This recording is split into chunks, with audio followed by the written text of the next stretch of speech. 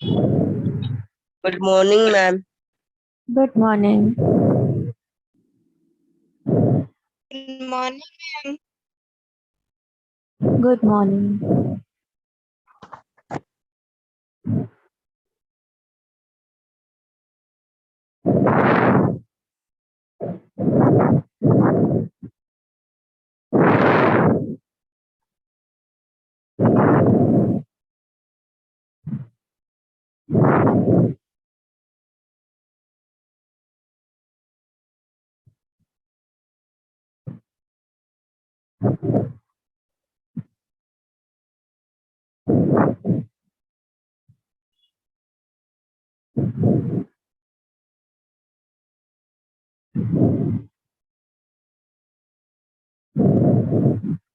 Okay, class start करें। Yes, ma'am.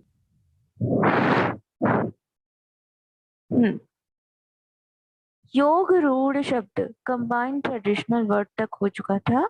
अब हम पढ़ेंगे उत्पत्ति के आधार पर शब्दों के भेद कैसे होते हैं। Classification on the basis of origin इन हिंदी। किसी भी शब्द की उत्पत्ति या उसका ओरिजिन कहाँ से हुआ है, इसके आधार पर इसके बेस पर हम देखेंगे कि कैसे होता है।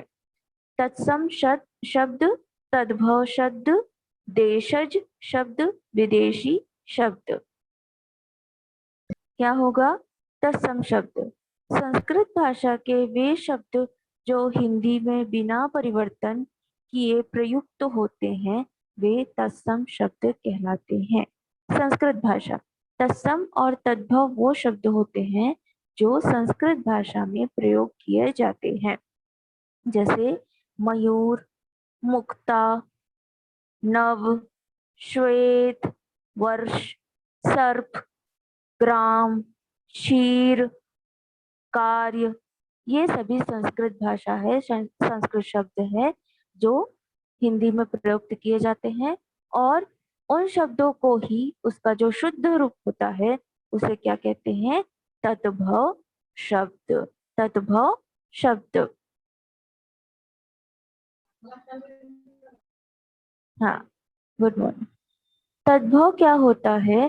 जैसे संस्कृत शब्द है, संस्कृत शब्द मयूर, तो हम उसे क्या कहेंगे हिंदी में? मोर। हिंदी में क्या कहेंगे? मोर। मोर। तो तद्भव शब्द क्या होता है?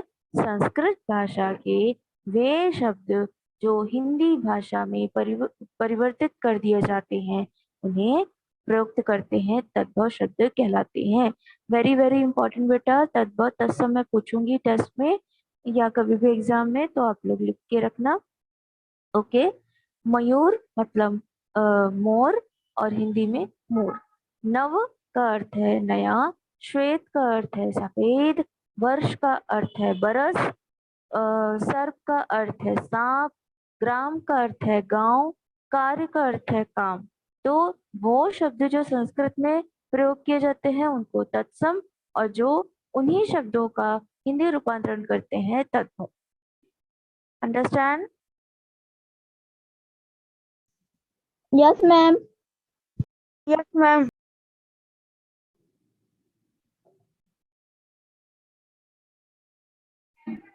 Okay. Now next page is 31 page. उदाहरण के लिए कुछ शब्द दिए गए हैं, जैसे तत्सम के शब्द हैं अश्व अर्थात घोड़ा, हिंदी में घोड़ा। अश्रु आंसू, अंगुष्ठ अंगूठा, अद्य आज, आम्र आम, ओष्ठ होठ या ओठ, कर्ण कान, घट घड़ा, भ्राता भाई, शत सौ। जैसे शत प्रतिशत कहते हैं ना, हिंदी में क्या कहेंगे? शत प्रतिशत, तो उसको क्या कहेंगे? 100। अब तत्सम रूप जो हिंदी में संस्कृत में है उसका भी कुछ हिंदी रूप देख लेते हैं। सायं शाम, स्वर्ण सोना, सर्प सांप, हस्त हाथ, मस्तक माथा, मातुल मामा, मयूर मोर, मुख मुंह, मृत्तिका मिट्टी, मृत्तिका मतलब मिट्टी। इन सारे शब्दों को लिख लीजिए आप अपनी कॉपी में, और जब टेस्ट लूंगी तो मैं ये चेक करूंगी। देशज, तत्सम हो गया, तद्भव हो गया, देशज। देशज का अर्थ होता है जो शब्द क्षेत्रीय प्रभाव से निर्मित होकर, जैसे हमारे छत्तीसगढ़, ठीक है, छत्तीसगढ़ में छत्तीसगढ़ी भाषा, छत्तीसगढ़ी हाँ भाषा का प्रयोग किया जाता है। पहले ये बोली होती थी, अब ये भाषा है। तो जो भाषा है छत्तीसगढ़ की, वो भी अलग अलग परिवर्तित है। जैसे आप सरगुजा जाएंगे, सरगुजा में अलग भाषा बोली जाएगी, अलग बोली होगी। बस्तर जाएंगे, बस्तर का अलग है। कोरिया चले जाएंगे, थोड़ा ऊपर कोरबा चले जाएंगे, वहां थोड़ा अलग है। सभी अपने अपने जगह की बोली भाषा होती है। जैसे कि अगर हम छत्तीसगढ़ में मैं हाँ तय हाँ ये कह सकते हैं, तो बे में तरह जाते जाते उसका जो परिवर्तन हो जाता है वो अलग हो जाता है, ठीक है। वैसे ही सरगुजा में मैं और तय अगर छत्तीसगढ़ी भाषा है, छत्तीसगढ़ी बोली है, तो उसका परिवर्तन अलग हो जाता है। अंडरस्टूड?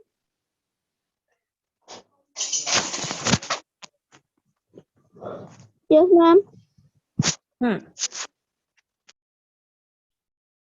देश शब्द वो कहलाते हैं जो अपने क्षेत्र के अनुसार बदल जाते हैं या लिखे जाते हैं। जैसे लोटा, खटिया, बिंदी, पतीला, झोला, पगड़ी, घाघरा, डिबिया, रोटी, ये सभी देशज शब्द कहलाते हैं। विदेशी शब्द, समय समय पर भारत में अनेक क्षेत्र से लोग आते हैं और अपनी अपनी क्षेत्र की भाषाओं को देकर चले जाते हैं और इनका प्रयोग किया जाता है, इसलिए हिंदी में मिलकर इसकी खिचड़ी पक गई है। इसके अनुसार हिंदी शब्दकोश में विदेशी भाषाओं के शब्द का आना, ऐसे शब्द को विदेशी भाषा कहते हैं या विदेशी शब्द कहते हैं। जैसे जैसे कोई एक उदाहरण दो बेटा विदेशी शब्द का।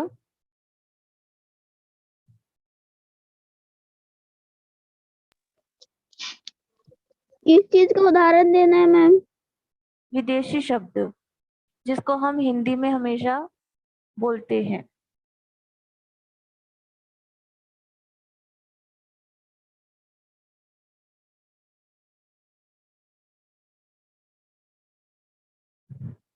देखिए ये नीचे लिखा हुआ है कुछ अंग्रेजी शब्द।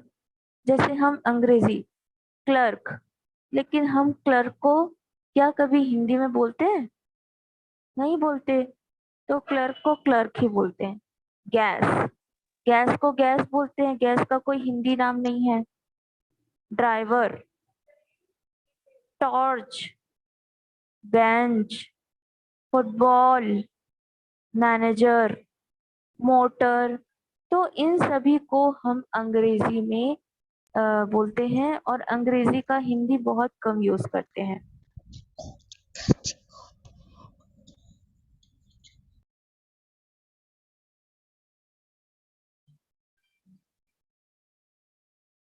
ओके, नाउ फारसी शब्द, आदमी, आसमान, कारीगर, गुब्बारा, खून, जहर, शहद, शादी, शिकार, अनार, ये शब्द फारसी शब्द कहलाते हैं, क्योंकि फारसी लोग यहाँ पर आए थे और उन्होंने क्या किया था, यहाँ के शब्द को देखकर चले गए।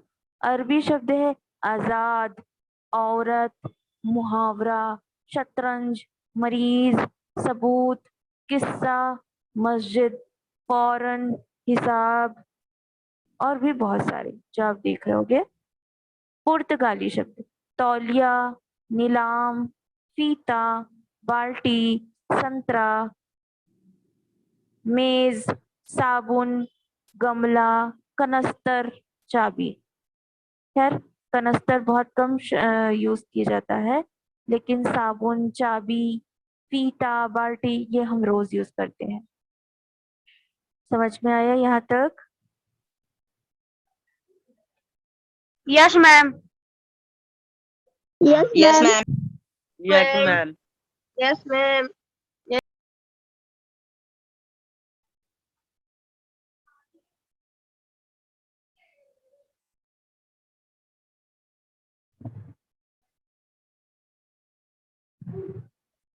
अच्छा बेटा, मैं कल की जूम क्लास नहीं ले पाऊंगी, तो कल मैं आप लोग को नोट्स दूंगी चैप्टर 3 और 4 का, और आप लोग लिखेंगे, ठीक है? मैम कल जूम यस क्लास क्यों ma'am.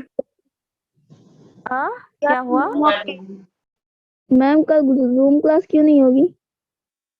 Zoom class Yes, ma'am. कल जूम क्लास क्यों? बता रही हूँ, कल जूम क्लास इसलिए नहीं होगी क्योंकि आपको मुझे चैप्टर 3 का और 4 का नोट्स देना है, ठीक है? Okay ma'am. मैम हिंदी और सब्जेक्ट का। तो बेटा मैं हिंदी पढ़ाती हूँ तो हिंदी ही दूंगी ना। Yes, ma'am.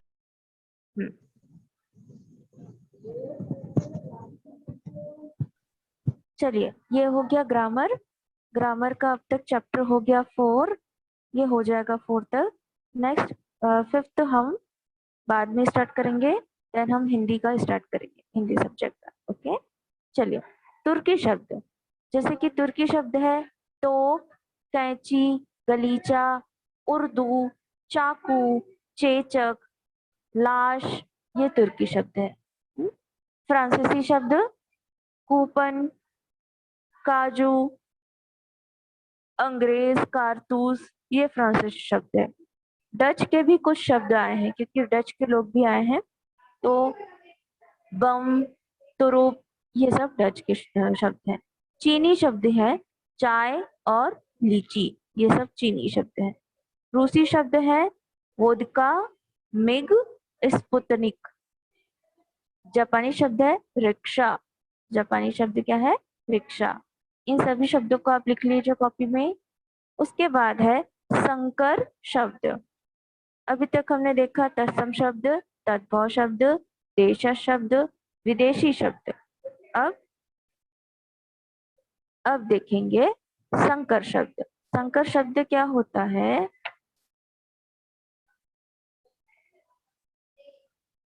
संकर शब्द वो शब्द होते हैं जो हिंदी में दो भाषाओं के आपस में जुड़े शब्द से मिलते हैं। संकर का अर्थ होता है दो शब्दों को मिलाना, जैसे संधि होती है वैसे ही संकर होता है, पर संकर की भाषा अलग होती है, संकर के नियम अलग होते हैं। संकर शब्द में क्या क्या आते हैं? अर्थ के आधार पर शब्दों के भेद। अर्थ के आधार पर शब्दों के भेद कैसे होंगे? पर्यायवाची शब्द, एकार्थी शब्द, विलोम शब्द, या फिर कह लो विपरीत अर्थक शब्द, अनेकार्थी शब्द। ये संकर के आधार पर या अर्थ के आधार पर आने वाले भेद होते हैं। जैसे पर्यायवाची शब्द सबको पता होता है कि जिस शब्द के अर्थ की समानता हो उन्हें पर्यायवाची शब्द कहते हैं। उसके बहुत सारे रूप हो, उस शब्द के बहुत सारे रूप हो, बहुत सारे अर्थ हो, उसे पर्यायवाची शब्द कहते हैं। जैसे कि श्रृंगार, अभिनंदन, प्रसाधन, सज्जा, श्रृंगार, सवर, ये श्रृंगार के पर्यायवाची शब्द हैं। ठीक उसी तरह घर, घर को हम क्या कहेंगे? निकेतन, आलय, निवास स्थान। ठीक है, तो आप लोग को आज का क्लास वर्क लिख लो, क्लास वर्क लिख लो। कम से कम 10 पर्यायवाची शब्द लिखिए और उनके अर्थ भी लिखिए। 10, ठीक है? और कौन कौन से हैं? 10 आप कोई भी चुन सकते हो, 5 मैं दे रही हूँ, 5 आप लोग करके आएंगे। चलिए 5 लिखिए। हाँ, 5 लिखते जाइए। बादल, मयूर, पिता, माता,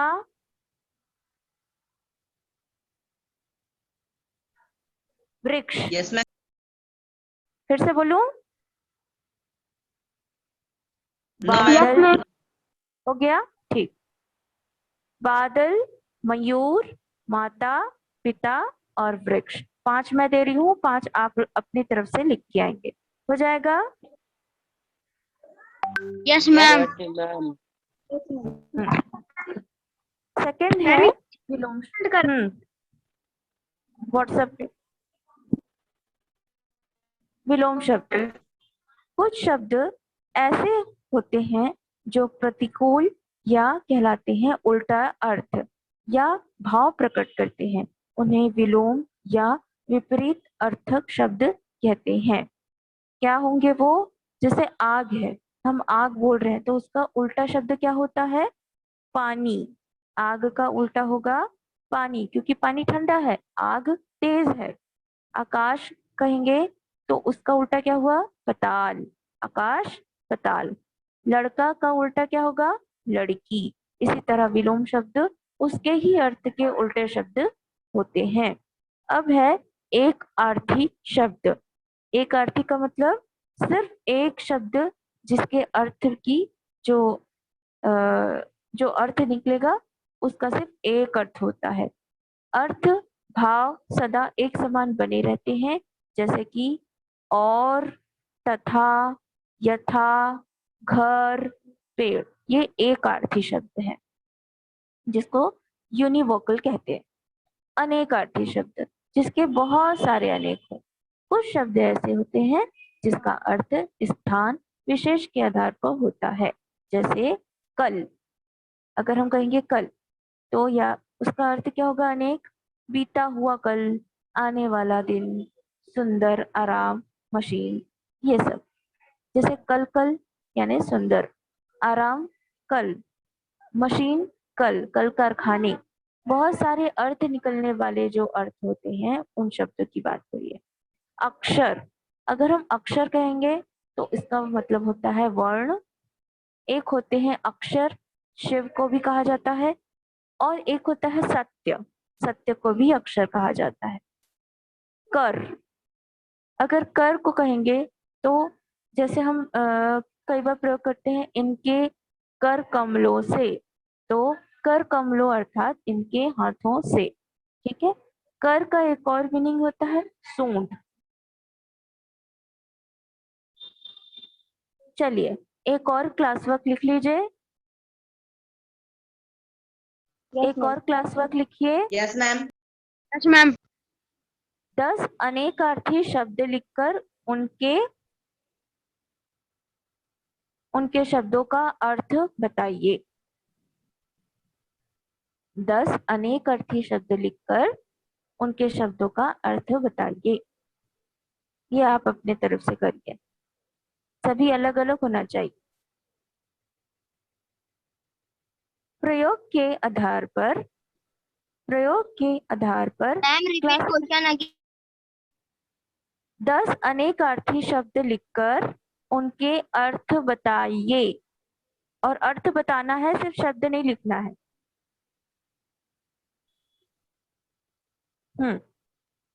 प्रयोग के आधार पर शब्द 9 प्रकार के होते हैं। देखिए अभी हमने क्या क्या पढ़ा कि उत्पत्ति के आधार पर, संकर के आधार पर यानी संकर शब्द के आधार पर। अब हम पढ़ रहे हैं अर्थ के आधार पर। अब हम पढ़ेंगे प्रयोग के आधार पर। जैसे किसी भी शब्द को हमें कहाँ पर क्या लिखना है इसका भी एक नियम होता है, तो उसके आधार पर प्रयोग होता है। Classification the basis of use. क्या होगा यूज?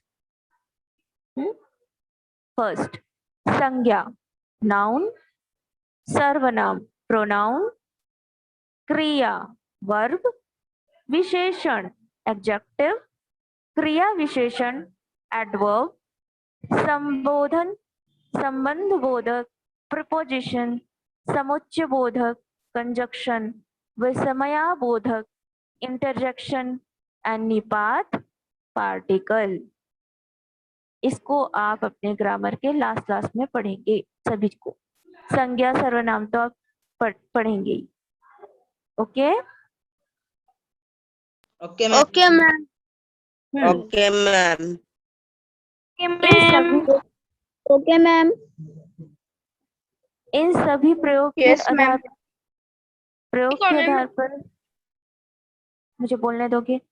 प्रयोग के आधार पर 9 प्रकार के जो शब्द होते हैं उनको हम व्याकरण के आधार पर ही मानते हैं, क्योंकि अगर व्याकरण का हम प्रयोग कर रहे हैं, हिंदी को बोल रहे हैं, तो कहीं ना कहीं हम संज्ञा का भी प्रयोग करते हैं, हम सर्वनाम का भी प्रयोग करते हैं, हम क्रिया भी करते हैं, हम क्रिया विशेषण भी करते हैं, हम कई बार निपात का भी प्रयोग करते हैं, विशेषण का प्रयोग करते हैं, संबंध बोधक का भी प्रयोग करते हैं, विस्मयाबोधक का भी प्रयोग करते हैं।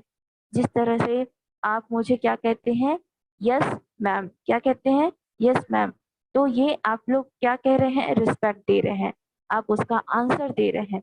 कहीं न कहीं ये समुच्चय बोधक और विस्मयाबोधक में आप प्रयोग किए जाते हैं। Understood? Yes ma'am. Yes ma'am. Yes ma'am. संज्ञा यस संज्ञा का प्रयोग हम हर जगह करते हैं। जैसे आज मैंने ये किया, आज मैंने वो किया, आज मैंने खाना खाया, आज मैंने होमवर्क किया, आज मैंने क्लास वर्क किया। तो जितने भी संज्ञा के शब्द हैं वो ये बताते हैं कि हमारा व्याकरण किस आधार पर है। तो प्रयोग के आधार पर इन सभी का प्रयोग वहीं पर होगा जहाँ पर हम करना चाहते हैं। उपर्युक्त शब्द जब वाक्यों में प्रयोग होते हैं तब उनमें कुछ शब्दों के रूप में परिवर्तन होता रहता है और कुछ शब्दों में कभी भी कोई परिवर्तन नहीं होता है। इस परिवर्तन के विकार भी कहते हैं। प्रयोग के कारण शब्दों में उत्पन्न विकार दृष्टि से उपर्युक्त शब्दों को ही मुख्य रूप से 2 भागों में बांटा गया है। कौन कौन से है? विकार शब्द और अविकार शब्द।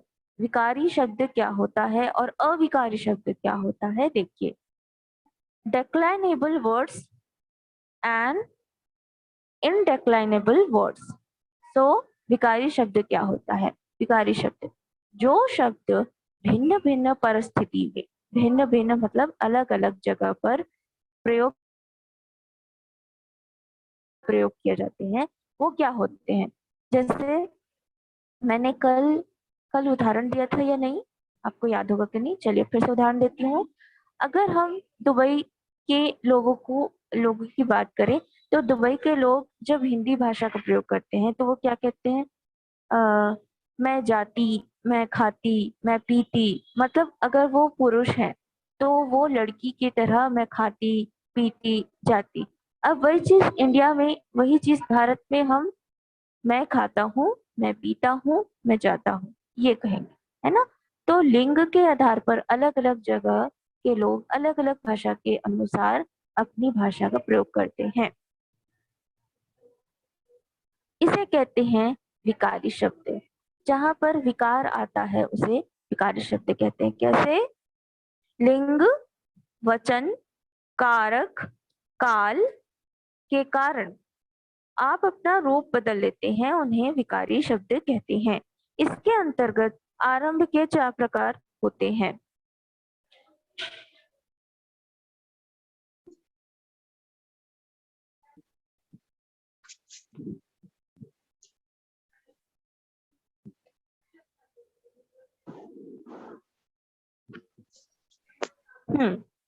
ये कौन कौन से शब्द होते हैं? म्यूट हो जाओ बेटा, अब क्यों बंद करो? म्यूट हो जाओ।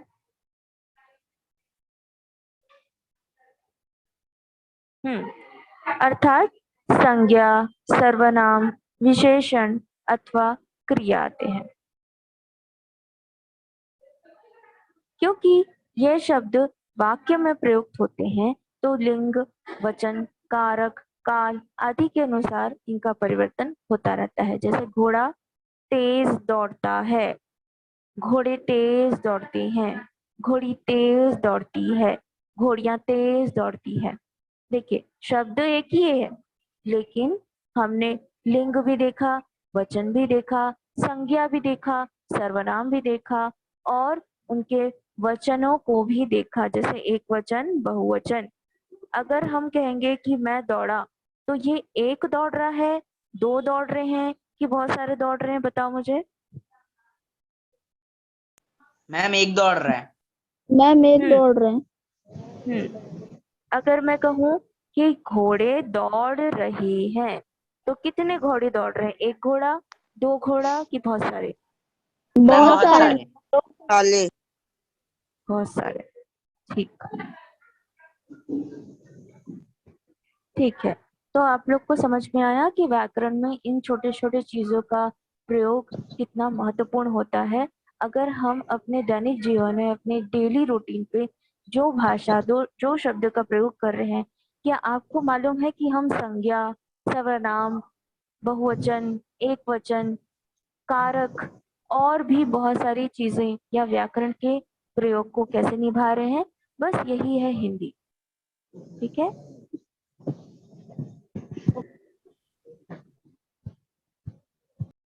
चले बेटा, अब आता है अविकारी शब्द। इनडेक्लाइन वर्ड्स, जिन शब्दों में वाक्यों के कारण किसी प्रकार का परिवर्तन नहीं होता है, उन्हें अविकारी या अवयव शब्द कहते हैं।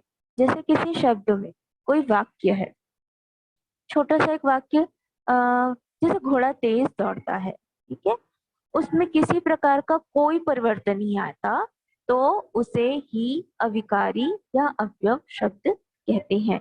अविकारी जिसमें कोई भी प्रॉब्लम ना आए, कोई भी मिस्टेक ना हो, ऐसे शब्द को अविकारी या अवयव शब्द कहते हैं। इसके अंतर्गत अंतिम 4 प्रकार के शब्द होते हैं। कौन कौन से? क्रिया विशेषण, संबंध बोधक, समुच्चय बोधक, विस्मयादि बोधक। ये शब्द प्रत्येक वाक्य में ज्यों के तो प्रयुक्त होते हैं, जैसे कि किसी भी प्रकार का बदलाव या परिवर्तन नहीं होता है। तेज, इन केस मैंने बोला तेज, तेज, अब इसको मैं क्या बदल सकती हूँ? नहीं बदल सकती। तेज को तेज ही बोलूंगी, है ना। बीच में बिंदी है, हाँ, नीचे बिंदी है, नुक्ता का प्रयोग किया गया है, तो यहाँ पर अगर ये तेज है तो ये तेज ही प्रयोग होगा, कहीं और कुछ भी परिवर्तन नहीं हो सकता। तो ये हो गया आपका चैप्टर 4 शब्द विचार। Any doubt? No ma'am. No ma'am. कोई डाउट है? No ma'am. ठीक है, चलिए। तो ओके बेटा, आप लोग लीव करते जाइए, क्लास वर्क तो आप लिख लिए हैं, अब होगा oral test. Okay ma'am. WhatsApp में होगा ओरल टेस्ट? हाँ बेटा, मैम व्हाट्सएप में होगा क्या ओरल टेस्ट? हाँ हाँ हाँ, ओरल टेस्ट व्हाट्सएप में होगा। मैम। ओके। Okay ma'am.